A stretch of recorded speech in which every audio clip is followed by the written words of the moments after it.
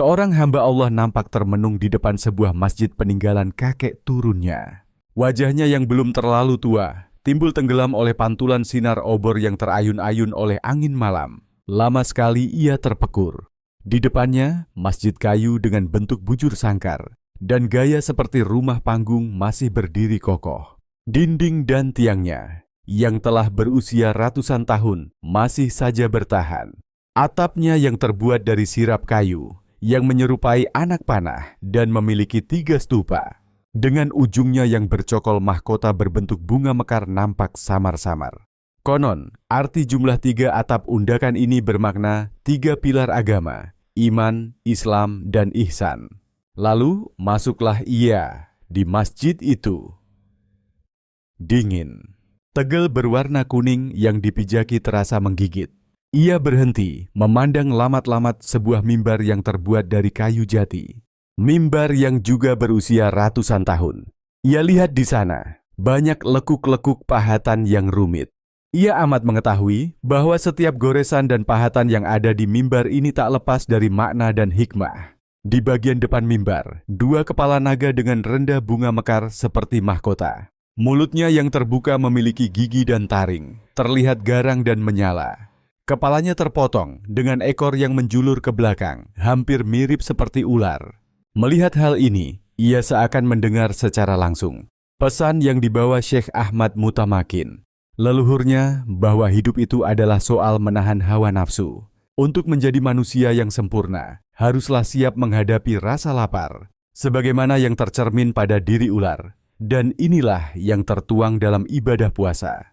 Tak hanya menahan hawa nafsu, manusia akan melatih diri untuk meneguhkan hati. Al-Mutamakin membentuk kelembutan dan kepekaan rohaniyah untuk menjalani kehidupan. Di bagian belakang dan depan, terdapat sebuah lengkungan yang ditopang oleh kayu setinggi 1,5 meter. Di sisi kanan dan kiri, masing-masing lengkungan itu, terdapat sedikit bagian yang menyembul miring ke atas. Motif ini sering ia dengar dengan motif lunglungan, bermakna batang tumbuhan yang melengkung. Jika dilihat dari dekat, maka akan tampak bahwa bagian ini menggambarkan tangkai sulur teratai. Melati kluwih yang dipadukan menjadi satu motif yang indah. Tak berhenti ia berdecak kagum, walaupun ia sendiri sering melihat ukiran ini dari dekat ketika menjadi imam sholat ataupun khotib Jumat. Namun, bukan itu yang berhasil menarik perhatiannya. Pada lengkungan belakang, terdapat sebuah gambar yang cukup menonjol. Mata hamba itu menyipit, menahan perih bercampur panas, lalu menjauhkan ujung obor dari wajahnya. Kini nampak 2 pasang burung bangau tengah terbang dengan sayap yang terbuka. Paruhnya mematuk kedua ujung bulan sabit berwarna emas mengkilap indah sekali. Masih membekas di ingatannya bagaimana orang-orang dahulu berusaha menafsirkan gambar ini. Ada yang berbisik bahwa pahatan ini merupakan simbol semangat dan doa bagi siapapun yang melanjutkan perjuangan Syekh Ahmad Mutamakin, kakek turunnya untuk menggapai cita-cita yang mulia dan menjadi insan kamil.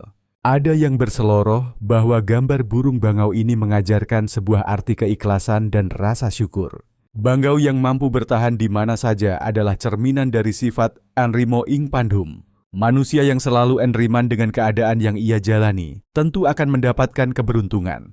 Namun, tak sedikit juga yang mengartikan bahwa gambar itu simbol sebuah kebebasan dari belenggu nafsu. Bangau dengan sayap yang terbuka menandakan dirinya tengah terbang dengan bebas di cakrawala. Orang yang bisa terbebas dari nafsu, ia akan menjadi seperti halnya bangau itu, melesat bebas, tanpa ada ketakutan sedikit pun untuk terjerembab jatuh dari ketinggian.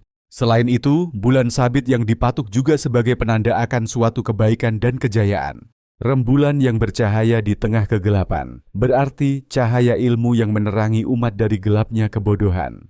Dan itulah yang dikatakan para ulama, bahwa ilmu adalah cahaya.